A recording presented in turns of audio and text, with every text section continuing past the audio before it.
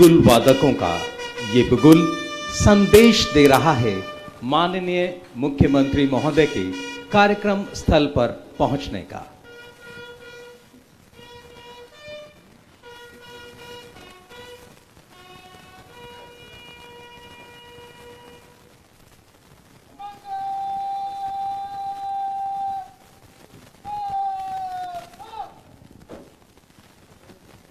आप सभी से मेरा अनुरोध, अपने स्थान पर खड़े हो जाएं।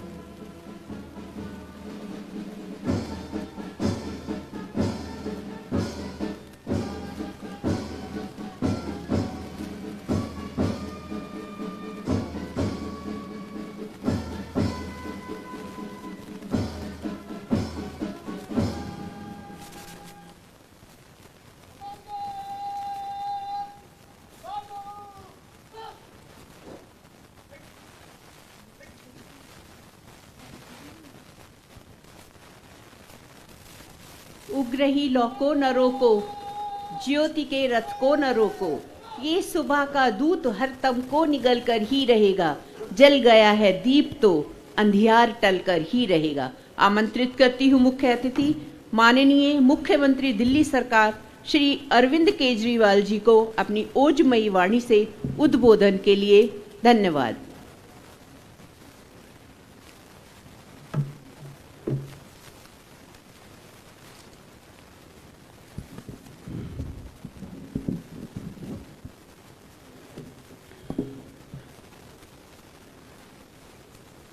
आज गणतंत्रता दिवस के अवसर पे एक बार जोर से भारत माता का जयकारा लगाएंगे पूरे दिल से। भारत माता की जय। इनकलाब जिंदाबाद। इनकलाब जिंदाबाद। वंदे मातरम। वंदे। सभी देशवासियों को, सभी दिल्ली वासियों को आज गणतंत्र दिवस की बहुत बहुत शुभकामनाएं। दोस्तों, पिछले 2 साल से दिल्ली नहीं, केवल देश नहीं, पूरी दुनिया कोरोना नाम की महामारी से जूझ रही है। पिछले 2 साल से ढेर सारी गतिविधियां बंद पड़ी हैं, बहुत सारे लोग बीमार पड़े, बहुत सारे लोगों की मौत हो गई। देश में ये तीसरी लहर चल रही है अभी कोरोना की, लेकिन दिल्ली में ये 5वीं लहर है और सबसे ज्यादा कोरोना की मार दिल्ली वालों ने झेली है, क्योंकि कोरोना का ये वायरस अपने देश का वायरस तो है नहीं, बाहर से आया और बाहर से इंटरनेशनल फ्लाइट्स सबसे ज्यादा दिल्ली आती हैं। तो जब भी कोई नया वेरिएंट आता है, जब भी सबसे पहले कोरोना वायरस आया, सबसे पहले दिल्ली में आया और दिल्ली के लोगों ने इसकी सबसे ज्यादा मार झेली। लेकिन दिल्ली के लोगों, दिल्ली के ऑफिसर्स ने, दिल्ली के डॉक्टर्स ने जितने अच्छे तरीके से इस पूरी कोरोना महामारी को निपटा है, दिल्ली की जनता ने जिस अनुशासन के साथ, जिस धैर्य के साथ, पेशेंस के साथ इसका सामना किया है, वो वाकई काबिल तारीफ है। आज हम 5वीं लहर से जूझ रहे हैं।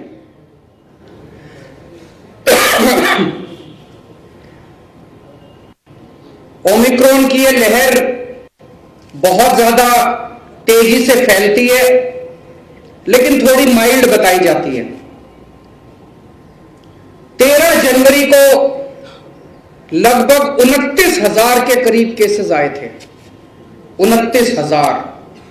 जो हमारी सेकेंड वेव आई थी उसमें भी लगभग मैक्सिमम केसेस इतने ही आए थे। लेकिन जब 29,000 केस भी थे तब भी हमारे दिल्ली में बेड जो है 2,500 से 3,000 बेड भरे हुए थे। अभी 15 तारीख को मैक्सिमम पॉजिटिविटी रेट आया था लगभग 30% के करीब। आज की डेट में, आज जो आंकड़े आए हैं, 15 तारीख को 30% पॉजिटिविटी रेट था। 10 दिन के बाद आज 25 तारीख को यह घट के लगभग 10 साढ़े 10 के करीब रह गया है। 20% पॉजिटिविटी रेट कम हो गया है। उसी तरह से केसेस में भी काफी कमी आ रही है। ये एक इस वक्त इस बात का भी नतीजा है कि ओमिक्रॉन वेव है वो बड़ी माइल्ड है। दूसरा, जिस वॉर मिशन के तहत दिल्ली में वैक्सीनेशन किया गया, अगर वैक्सीनेशन किया जाए तो कोरोना का असर थोड़ा कम होता है, माइल्ड होता है। आज हमारे सभी doctors, nurses, medical staff, paramedical staff, officers सबने मिलकर वैक्सीनेशन में शानदार काम किया है। 100% पूरी दिल्ली को फर्स्ट डोज लग चुकी है। लगभग 82% लोगों को, 82% के करीब लोगों को सेकेंड डोज भी लग चुकी है। मुझे लगता है ये शायद पूरे देश में एक रिकॉर्ड है, पूरी दुनिया में भी शायद रिकॉर्ड है। 82% लोगों को सेकेंड डोज लग चुकी है और अब बूस्टर डोज भी बहुत तेजी से लग रही है। कोरोना जब भी बढ़ता है हम लोगों को कुछ पाबंदियां लगानी पड़ती हैं, मार्केट बंद करने पड़ते हैं, ऑडी बंद करने पड़ते हैं, इकोनॉमिक एक्टिविटीज बंद हो जाती है, स्कूल बंद हो जाते हैं, कॉलेज बंद हो जाते हैं। हम समझते हैं आपको तकलीफ होती है, लोगों को तकलीफ होती है, लोगों की रोजी रोटी खराब होती है, लेकिन आप ये भरोसा रखिए हमारे ऊपर, हम उतनी पाबंदी लगाते हैं जितनी जरूरत होती है। हम नहीं चाहते कि आपकी रोजी रोटी खराब हो, हम नहीं चाहते कि आपकी इकोनॉमिक एक्टिविटीज में किसी भी तरह की बाधा आए, पर आपकी जान जरूरी है ना, आपकी सेहत जरूरी है ना, उसको ध्यान में रखते हुए हमें ये पाबंदियां लगानी पड़ती है। पिछले हफ्ते मेरे पास कुछ व्यापारी आए, उन्होंने सबने कहा कि जो ऑड इवन जो कर रखा है, वीकेंड कर्फ्यू कर रखा है, इससे बड़ी दिक्कत हो रही है। मैंने उनको भरोसा दिलाया, मैंने कहा जैसे ही हो सकेगा हम इसको खोलेंगे। हमने एलजी साहब के पास कुछ प्रस्ताव भेजे, उनमें कुछ प्रस्ताव एलजी साहब ने माने और कुछ प्रस्ताव उन्होंने डेफर कर दिए। मैंने देखा सोशल मीडिया पे कुछ लोगों ने एलजी साहब से नाराजगी जाहिर की। मैं उनको कहना चाहता हूं कि एलजी साहब बहुत अच्छे हैं, वो आपकी सेहत और आपकी जिंदगी के लिए चिंतित हैं। हम सब लोगों को कोई रेस्ट्रिक्शंस लगाने में मजे नहीं आते, हम क्यों रेस्ट्रिक्शंस लगाएंगे? हम सब मिलके, मैं, एलजी साहब, हम सब मिलके जल्दी से जल्दी, जितनी जल्दी हो सकेगी हम इन रेस्ट्रिक्शंस को हटाएंगे। आपकी जिंदगी को दोबारा ढर्रे पे लाने की हम कोशिश करेंगे, दोबारा सुचारू रूप से आपकी जिंदगी चले, इसकी हमें पूरा प्रयास रहेगा। आज गणतंत्र दिवस है, पवित्र दिन है। आज के दिन हमें सभी स्वतंत्रता सेनानियों की याद आती है। आज के दिन जिन लोगों ने देश के लिए कुर्बानियां दी थी, उन सब लोगों को हम याद करते हैं। किसी भी स्वतंत्रता सेनानी के योगदान को, उसके शौर्य को, उसको कम नहीं आंका जा सकता। हर एक ने अपने अपने स्तर के ऊपर खूब कुर्बानियां दी, खूब संघर्ष किया, लेकिन दो महानुभाव, दो स्वतंत्रता सेनानी ऐसे हैं जिनसे मैं सबसे ज्यादा प्रभावित हूं। मैं समझता हूं कि वो शायद बाकी सब में एक हीरे की तरह चमकते हैं। वो दोनों हैं, एक है बाबा साहब अंबेडकर और दूसरे हैं शहीद आजम भगत सिंह। दोनों के रास्ते अलग थे, लेकिन दोनों की मंजिल एक थी, दोनों के सपने एक थे। बाबा साहब अंबेडकर ने बहुत संघर्ष किया। आइंस्टाइन ने एक बार महात्मा गांधी के लिए एक लाइन बोली थी। आइंस्टाइन ने कहा था, generations to come will scarce believe that such a man as this one, ever in flesh and blood, walked upon this earth. Einstein ने कहा था कि आने वाली पीढ़ियां यकीन नहीं करेंगी कि कोई ऐसा व्यक्ति हार्ड मास में इस पृथ्वी पे कभी पैदा हुआ था, इस पृथ्वी पे कभी चला था। मैं जितना ज्यादा बाबा साहब अंबेडकर को पढ़ता हूं, उनके जीवन के बारे में पढ़ता हूं, उनके संघर्ष के बारे में पढ़ता हूं, उतना ज्यादा मुझे लगता है कि यही लाइन आइंस्टाइन की पूरी तरह से बाबा साहब अंबेडकर पे भी लागू होती है। जितना ज्यादा मैं पढ़ता हूं, मुझे यकीन नहीं होता कि ऐसा व्यक्ति कभी पैदा हुआ था और इस किस्म का संघर्ष कर सकता था, ऐसा कभी काम कर सकता था।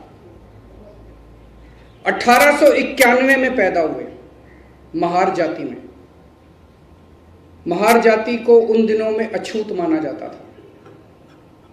उनके घर में खाने को नहीं था, बहुत गरीब परिवार से थे, बहुत गरीब। स्कूल जाते थे, क्लास में नहीं बैठने देते थे, क्लास के बाहर बिठाते थे। पानी नहीं पीने देते उससे गड़े, ऊपर से पानी उनको डाला जाता था।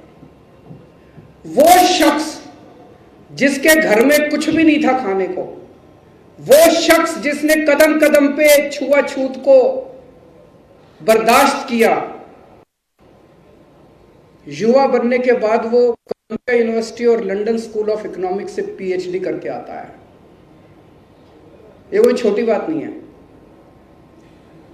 1914-15 के आसपास की बात है, जब उन्होंने कोलंबिया यूनिवर्सिटी में एडमिशन लिया। मैं 1914-15 मतलब आज से 100 साल पहले। कोई इंटरनेट नहीं था, कोई जानकारी नहीं थी। मैं तो सोच रहा था कि उन्होंने फॉर्म भी कैसे मंगाए होंगे कोलंबिया यूनिवर्सिटी के, उन्होंने अप्लाई भी कैसे करा होगा। उनको पहली बात तो ऐसा बच्चा जो इतने गरीब और पिछड़े बैकग्राउंड से आता है, उन्होंने कोलंबिया यूनिवर्सिटी का नाम भी कैसे सुना होगा। मैं तो ये सोच सोच के अचंभित रह जाता हूं।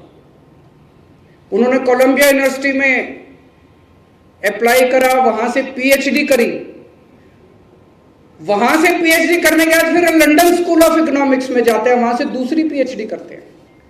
आज की डेट में, आज के युग में, इंटरनेट के जमाने में इतनी सुविधाओं के बावजूद हमारे अपने बच्चे, इतने सारे अफसर बैठे हैं यहाँ पे, इतने हमारे अपने बच्चे आज लंदन स्कूल ऑफ इकोनॉमिक्स में एडमिशन अगर लेना चाहे तो कोई आसान बात नहीं है।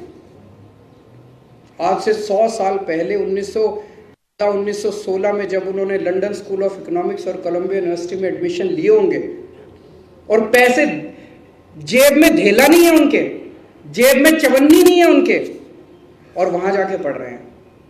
और लंदन स्कूल ऑफ इकोनॉमिक्स में पढ़ते पढ़ते उनके पैसे खत्म हो गए, बीच में छोड़ के आना पड़ा। और जब वापस आए फिर पैसे इकट्ठे किए, थोड़ा कमाया, इधर उधर पैसे इकट्ठा करके वापस अपनी डिग्री पूरी करने जाते हैं और फिर देश का संविधान लिखते हैं और देश के पहले कानून मंत्री बनते हैं। गजब का इंसान है। उन्होंने अपनी पूरी जिंदगी में पहली चीज तो यह कि उनकी जिंदगी से एक सीख तो यह मिलती है कि सपने देखो, देश के लिए सपने देखो, तरक्की के सपने देखो, बड़े सपने देखो, छोटे मोटे सपने मत देखो। बड़े सपने देखो, देश के लिए सपने देखो, तरक्की के सपने देखो, विकास के सपने देखो, सबके लिए सपने देखो। इस कायनात की सारी शक्तियां उसके बाद आपकी मदद करने चलती हैं, सब आपकी मदद करते हैं। बाबा साहब का एक सपना था, इस देश के हर बच्चे को, चाहे वो गरीब का बच्चा हो चाहे अमीर का बच्चा हो, थोड़ा पानी मिलेगा,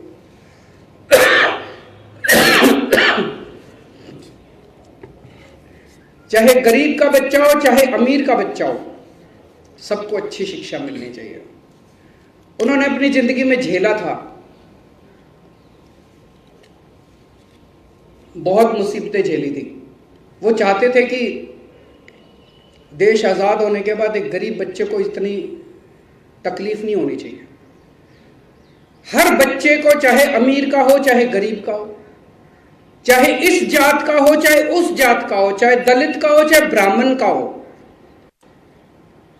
हर बच्चे को अच्छी से अच्छी शिक्षा मिलनी चाहिए। अच्छी से अच्छी शिक्षा मिलना सब बच्चों का अधिकार होना चाहिए।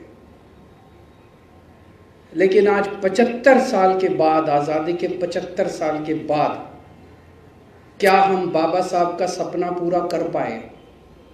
नहीं कर पाए। आज गणतंत्रता दिवस है,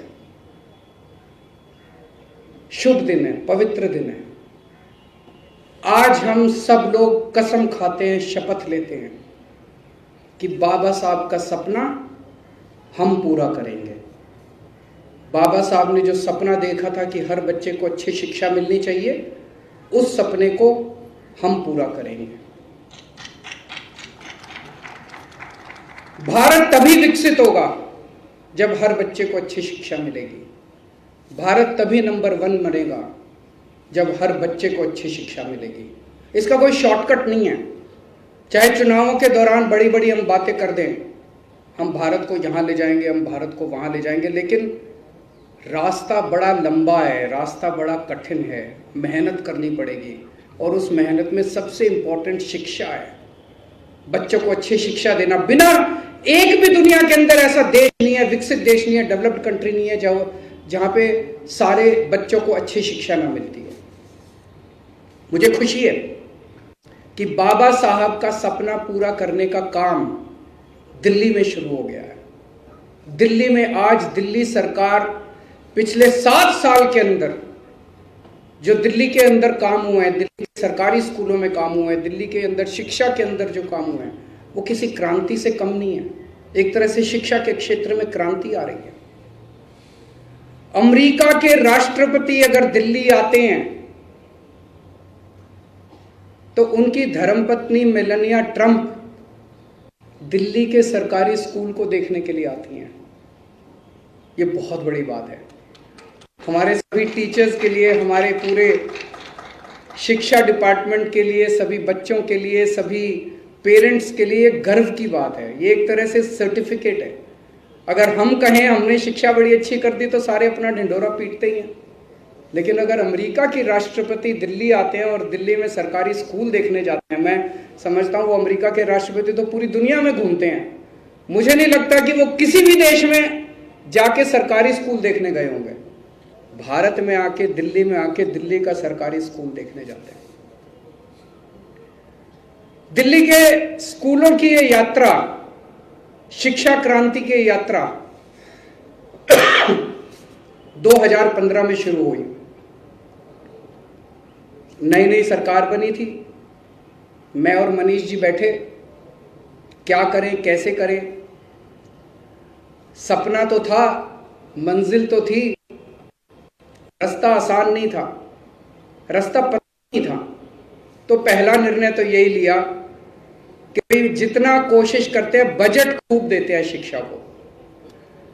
तो उस साल हमने एक निर्णय 25% बजट एकदम से, पहले कुछ परसेंट होता था, 5, 7, 10% होता था, उसको 25% बजट हमने शिक्षा पे कर दिया। ये आसान काम था। 25% बजट कर दिया और सारे स्कूलों का इंफ्रास्ट्रक्चर ठीक करने का काम शुरू कर दिया।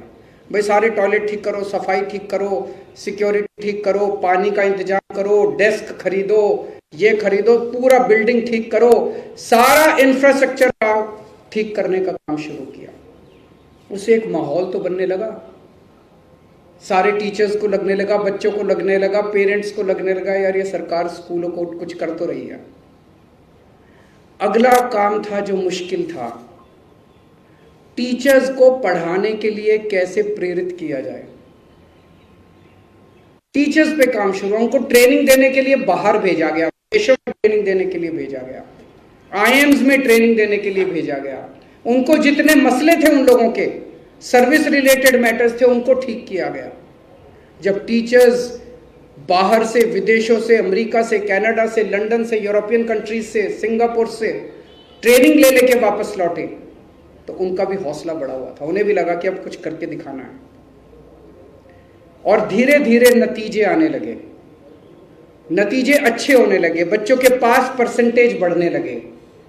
और इस साल 12वीं क्लास में 99.6% नतीजे आए हैं। 99.6, यकीन नहीं होता लोगों को, 99.6% नतीजे कैसे आ सकते हैं सरकारी स्कूलों के।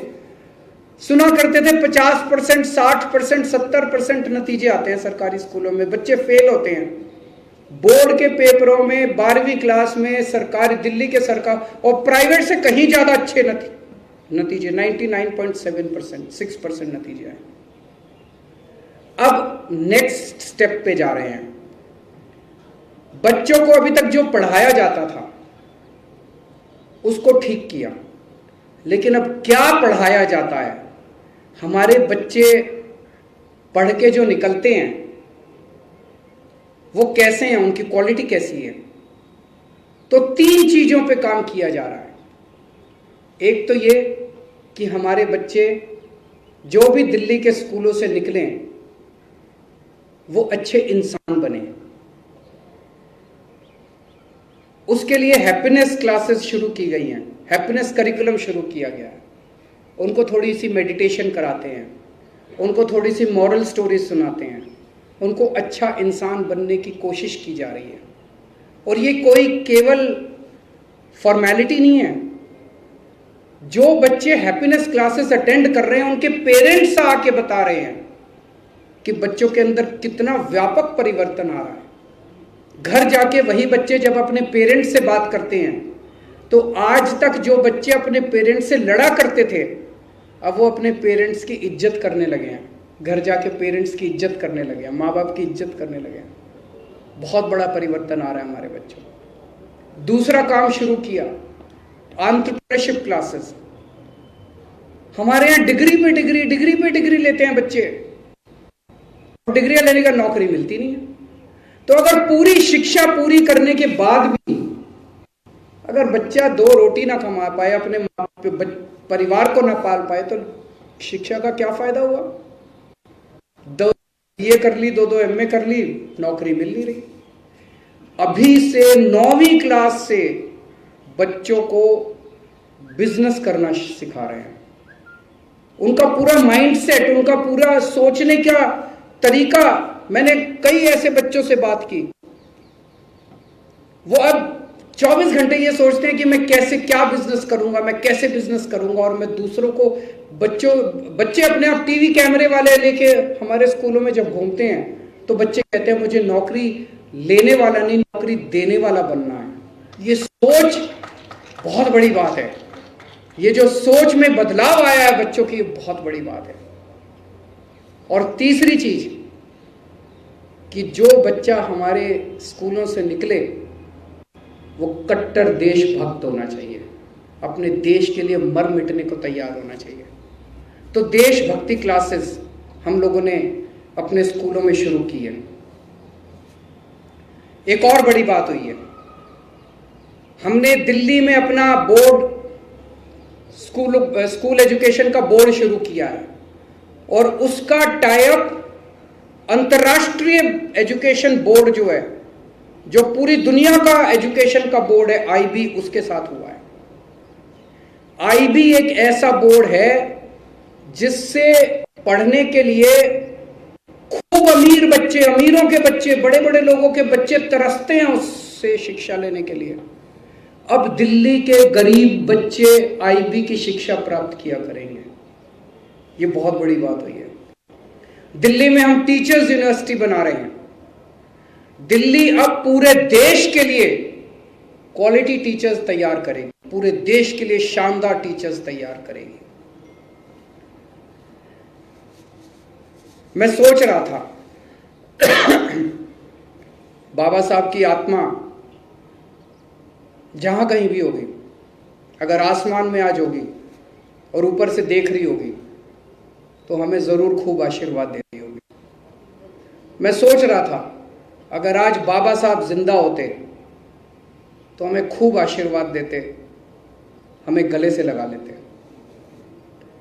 हमारे दूसरे आइडल शहीद आजम भगत सिंह, जिन्होंने मात्र 23 साल की उम्र में, 23 साल में एक युवा अपनी जिंदगी के सपने देखता है, रोमांस करता है, आने वाले भविष्य के बारे में सोचता है कि शादी करूंगा, बच्चे होंगे, ये बनूंगा, वो बनूंगा, करियर के बारे में सोचता है। इस बंदे ने अपने बारे में नहीं सोचा। 23 साल की उम्र के अंदर वो हंसते हंसते फांसी पे चढ़ गया। आज किसी भी युवा से बात कर लो, रोंगटे खड़े हो जाते हैं, रोमांच खड़ा हो जाता है जैसे ही हम भगत सिंह के बारे में सोचते हैं। इन दोनों का, बाबा साहब अंबेडकर का और भगत सिंह का, इन दोनों के रास्ते अलग थे, लेकिन इन दोनों के सपने एक ही थे। दोनों ने सपना देखा था एक ऐसे भारत का जहां सबको बराबरी का अधिकार होगा। दोनों ने सपना देखा था एक ऐसे भारत का जहां भेदभाव नहीं होगा। दोनों ने सपना देखा था एक ऐसे भारत का जहां आपकी सफलता आपकी जाति पे आधारित नहीं होगी। दोनों ने सपना देखा था एक ऐसे भारत का जहां एक गरीब आदमी को यह नहीं सोचना पड़ेगा कि मैं एक बच्चे को स्कूल भेज दूं और दूसरे को कमाने के लिए भेज दूं। दोनों ने सपना देखा था एक ऐसे भारत का जहां हर बच्चे को अच्छी शिक्षा मिलेगी। दोनों ने सपना देखा था एक क्रांति का, एक रेवोल्यूशन का। आज वही क्रांति और वही रेवोल्यूशन हम लोगों का भी सपना है। मुझे खुशी है कि चाहे आजादी के 70 साल बाद ही सही, लेकिन दिल्ली के अंदर इन लोगों का सपना अब धीरे धीरे पूरा होने लगा है। आज सवेरे जब दिल्ली के स्कूल खुलते हैं तो उनकी एक क्रांति हर दिल्ली के स्कूल के अंदर जीवंत हो जाती है। आज दिल्ली के हर बच्चे की आंखों के अंदर वो क्रांति नजर आती है।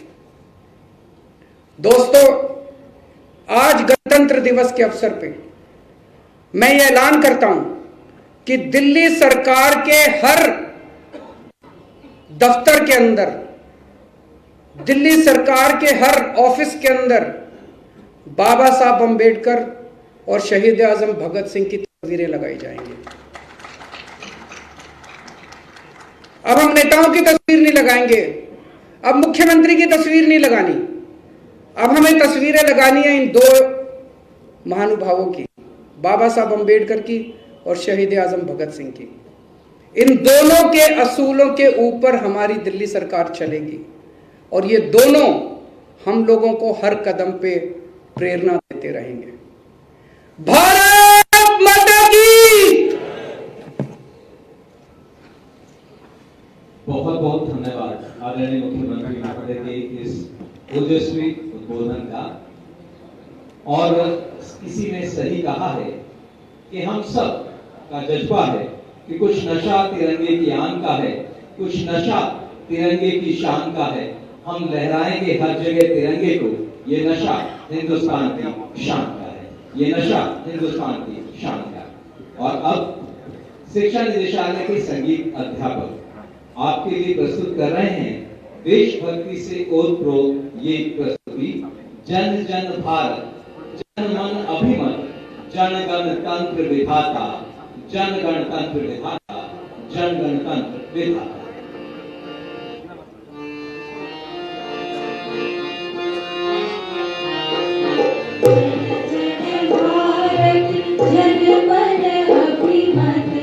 जन गणतंत्र विधाता।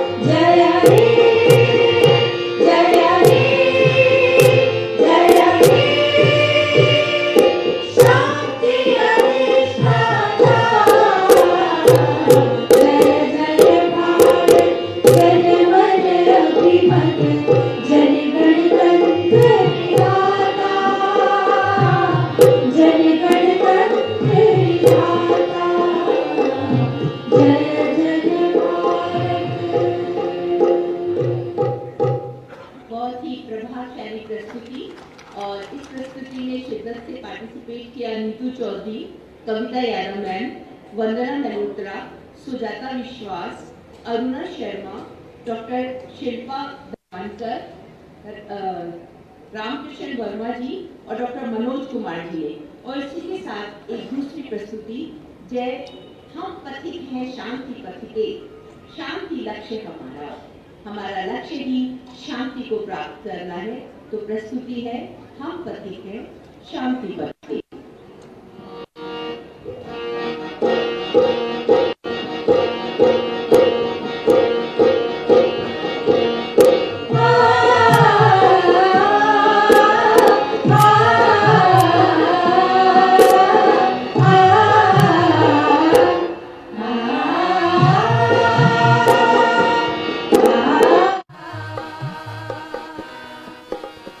हम पथिक हैं शांति पथिके।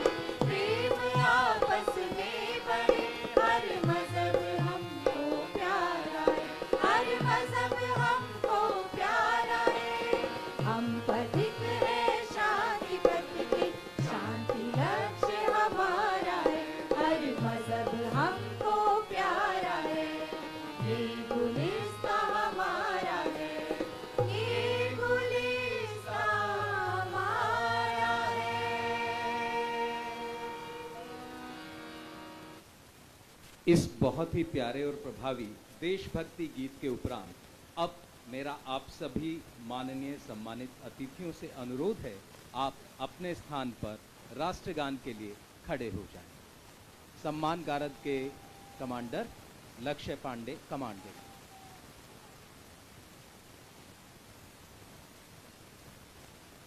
राष्ट्रगान।